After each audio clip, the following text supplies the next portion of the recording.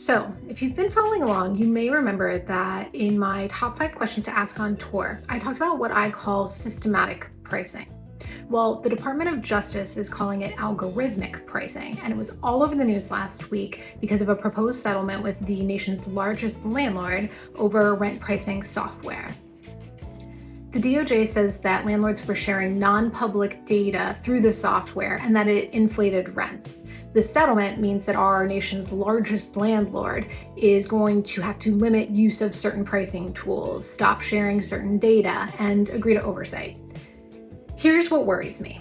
The non-public data that they're talking about, a lot of it is actually information that is readily available online or can be figured out through some simple math. So instead of asking how the tech could be used to help renters, the fix is to ban it. But here's the bigger issue. Data doesn't know your fair housing protected characteristics. It doesn't see your race, religion, familial status, or disability. It doesn't decide your rent based on whether you showed up in scrubs or in a business suit.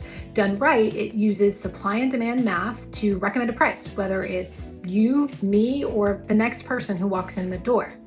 Take that away, and what are we left with? The potential for human guesswork.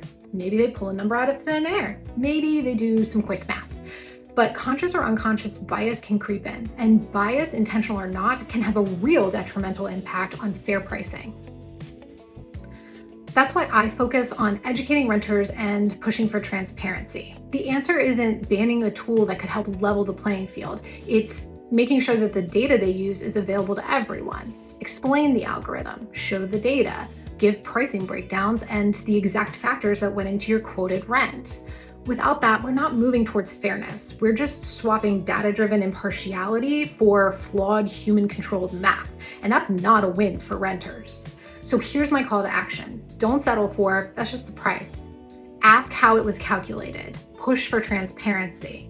The real fix is understanding the calculation, not banning the tool. Rent smarter, live better. Noon knows, and now so do you.